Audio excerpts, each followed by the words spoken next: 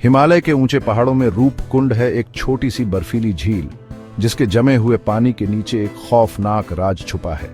सदियों से यहाँ के चरवाहों और तीर्थयात्रियों को उस भयानक नज़ारे के बारे में पता था जो झील के साफ ठंडे पानी में देखने वालों का इंतजार करता था। रूपकुंड में हवा पतली होती है, सन्नाटा गहरा होता है, सिर्फ हवा की आहट सुनाई देती है। झील अपने आप में छोटी सी है, मौसम और रोशनी के हिसाब से कभी फिरोजी तो कभी पन्ने जैसी, लेकिन इसकी खूबसूरती इसके अंदर के भयानक राज के आगे फीकी पड़ जाती है। सैकड़ों इंसानी कंकाल, कुछ तो जिनसे मांस अब भी चिपका हुआ है, ठंड के कारण सुरक्षित झील के अंदर और आसपास बिखरे पड़े हैं। ये है रूपकुंड का रहस्य, कंकालों की झील, एक ऊंचा कब्रिस्तान जिसने दशकों से वैज्ञानिकों, इतिहासकारों और साहसी लोगों को उलझा कर रखा है। किस आफत के कारण इस वीरान जगह पर इतनी बड़ी संख्या में लोगों की जान गई होगी? ये बदकिस्मत लोग कौन थे और उन्हें हिमालय के इस दूरस्थ कोने में क्या ले आया? ये सवाल सालों से पहाड़ों की हवा में गूंज रहे हैं, अटकलों, शोध और अनगिनत अभियानों को न्योता दे रहे हैं। झील अपने राज अच्छी तरह छुपाती है, लेकिन धीरे धीरे कुछ जवाब मिलने लगे हैं। रूपकुंड उत्तराखंड के चमोली जिले में है, जो उत्तरी भारत का एक राज्य है और अपने शानदार हिमालयी चोटियों के लिए मशहूर है। यह झील समुद्र तल से लगभग 5029 मीटर या लगभग 16,499 फीट की ऊंचाई पर स्थित है। रूपकुंड तक पहुंचने के लिए अल्पाइन घास के मैदानों, घने जंगलों और आखिर में बंजर पथरीले इलाकों से होकर कठिन ट्रैकिंग करनी पड़ती है। यह यात्रा आमतौर पर लोहाजंग जैसे छोटे से गांव से शुरू होती है। ट्रैकर्स हरी भरी घाटियों से गुजरते हैं, कल कल करती धाराओं को पार करते हैं और पहाड़ के ऊंचे रास्तों पर चढ़ते हैं। यह झील ज्यादा बड़ी नहीं है, शायद लगभग 40 मीटर व्यास की, और साल के ज्यादातर समय जमी रहती है। गर्मियों के महीनों में जब बर्फ पिघलती है तब कंकाल सबसे ज्यादा दिखाई देती है। ज्यादा ऊंचाई, अप्रत्याशित मौसम और मुश्किल रास्ता होने का मतलब है कि रूपकुंड के किसी भी अभियान के लिए सावधानी पूर्वक योजना और मजबूत इरादे की जरूरत होती है। यह ऊंचा वातावरण एक प्राकृतिक संरक्षक के रूप में काम करता है। यही वजह है कि हड्डियां और कुछ मामलों में बाल और स्नायु जैसे कोमल ऊतक भी सदियों से आश्चर्यजनक रूप से सही सलामत हैं। रूपकुंड में इंसानी हड्डियों का होना स्थानीय लोगों को बहुत पहले से पता था, लेकिन 1942 में एक फॉरेस्ट रेंजर एच मधवाल ने इस जगह को देखा और दुनिया का ध्यान इसकी ओर खींचा। उनके आश्चर्य की कल्पना कीजिए जब उनका सामना इस भयानक दृश्य से हुआ। सैकड़ों इंसानी कंकाल एक ऊंची दूरस्थ झील के चारों ओर बेतरतीब ढंग से पड़े हुए थे। शुरुआती रिपोर्ट चौंकाने वाली थी और दूसरे विश्व युद्ध के बीच पहला अनुमान यह लगाया गया कि ये उन जापानी सैनिकों के अवशेष थे जो भारत में घुसपैठ करने का कोई रास्ता ढूंढ रहे थे। इस अनुमान को जल्दी ही खारिज कर दिया गया। अनुमान अलग अलग हैं, लेकिन ऐसा माना जाता है कि रूपकुंड में कम से कम 300 से 800 लोगों के अवशेष मौजूद हैं। ठंडी, सूखी हवा और जमा देने वाले तापमान ने एक प्राकृतिक मुर्दाघर का काम किया है, जिससे न केवल हड्डियां बल्कि कुछ मामलों में बालों के टुकड़े, चमड़े के जूते, लकड़ी की कलाकृतियां और यहां तक कि कपड़ों के टुकड़े भी सुरक्षित रहे हैं। पहली नजर में यह दृश्य निश्चित रूप से परेशान करने वाला है। खोपड़ियां, जिनमें से कुछ पर चोट के निशान साफ दिखाई देते हैं, चट्टानों के बीच बिखरी पड़ी हैं। हड्डियां आपस में उलझी हुई हैं, जिससे पता चलता है कि शवों को औपचारिक रूप से दफनाया नहीं गया था, बल्कि जहां वे गिरे थे वहीं छोड़ दिया गया था। इस खोज ने तुरंत ही लोगों की उत्सुकता जगाई और कई सवाल खड़े किए।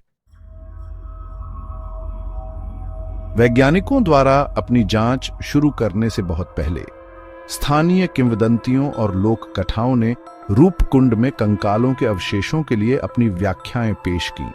सबसे प्रमुख किंवदंतियों में से एक कंकालों को नंदा देवी राजजात यात्रा से जोड़ती है, जो देवी नंदा देवी के सम्मान में हर 12 साल में की जाने वाली एक पवित्र तीर्थ यात्रा है। एक लोकप्रिय कहानी के अनुसार कन्नौज के राजा जसधवल अपनी गर्भवती रानी, उनके सेवकों और नर्तकियों के एक समूह के साथ नंदा देवी की तीर्थ यात्रा पर निकले। हालांकि राजा ने यात्रा के पवित्र नियमों की अवहेलना की। इससे पहाड़ की देवी नंदा देवी क्रोधित हो गईं। नतीजतन देवी ने पूरे समूह पर अपना प्रकोप अनलीस्ट किया। लोहे जितने सख्त ओले आसमान से बरसे, राजा के समूह के लोगों पर गिरे और उन्हें तुरंत मार डाला। उनके शरीर झील के चारों ओर बिखरे हुए थे। जो देवी के प्रकोप का एक भयानक प्रमाण थे।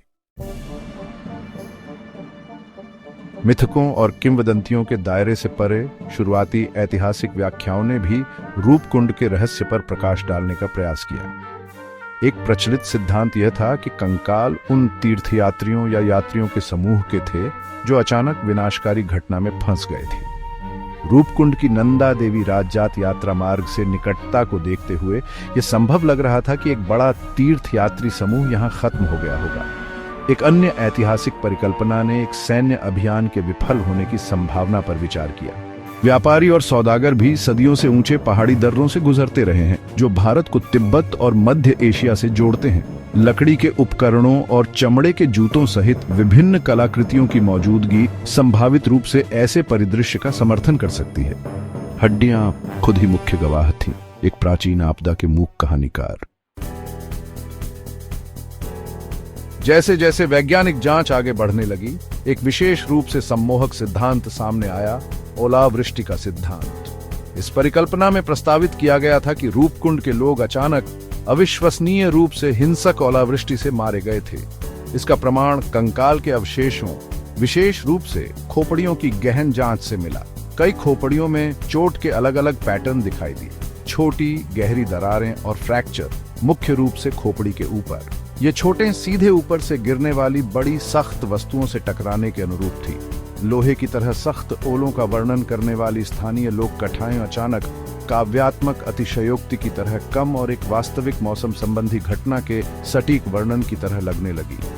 ओलावृष्टि के सिद्धांत ने एक प्रशंसनीय वैज्ञानिक रूप से आधार वाली व्याख्या प्रदान की जो चोटों के अनोखे पैटर्न और पीड़ितों की बड़ी संख्या के बारे में बताती है।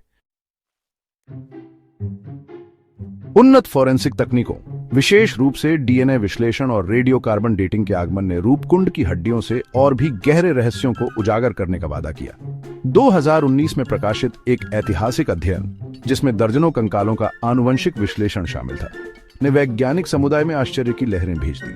कंकाल लोगों के एक समूह के नहीं थे जो एक ही घटना में मारे गए थे। इसके बजाय आनुवंशिक विश्लेषण से पता चला कि अलग अलग वंशों वाले कम से कम 2 और संभवतः 3 अलग अलग समूहों के लोग रूपकुंड में अलग अलग समय पर मरे थे। सबसे बड़े समूह में दक्षिण एशिया के लोगों के विशिष्ट आनुवंशिक मार्कर थे। हालांकि काफी संख्या में कंकालों ने पूर्वी भूमध्य सागरीय क्षेत्र, विशेष रूप से क्रेते और ग्रीस से जुड़े आनुवंशिक वंश को दर्शाया। इसका मतलब था कि रूपकुंड एक ही प्राचीन त्रासदी का स्थल नहीं था, बल्कि एक ऐसी जगह थी जहां लोगों के कई समूह शायद 1000 साल की अवधि में मरे थे। 2019 के आनुवंशिक अध्ययन ने रूपकुंड के बारे में हमारी समझ को मौलिक रूप से बदल दिया। भूमध्य सागरीय वंश के व्यक्तियों की खोज, जो मुख्य दक्षिण एशियाई समूह की तुलना में बहुत बाद की अवधि के थे, विशेष रूप से हैरान करने वाली थी।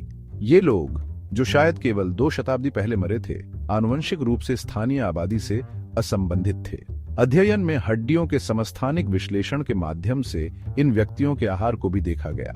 दक्षिण एशियाई समूह का आहार इस क्षेत्र के कृषि समुदायों के विशिष्ट आहार जैसा था।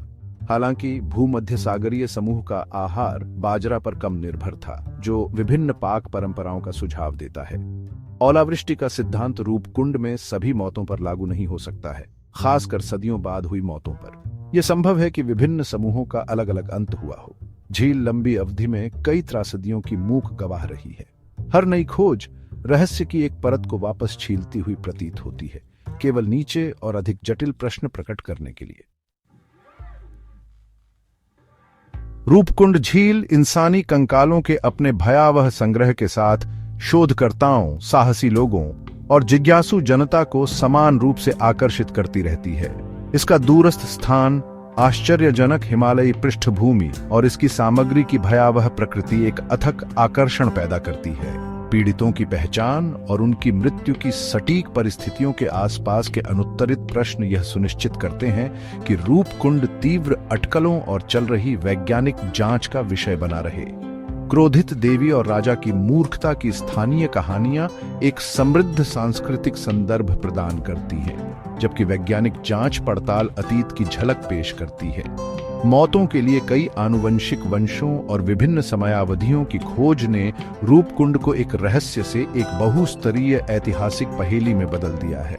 पर्यटकों और ट्रैकर्स के लिए रूपकुंड एक अद्वितीय साहसिक कार्य प्रदान करता है। एक ऐसी जगह की यात्रा जो दुनिया के बिल्कुल किनारे जैसी लगती है। हालांकि आगंतुकों की बढ़ती संख्या इस नाजुक पुरातात्विक स्थल के संरक्षण के बारे में भी चिंताएं पैदा करती है।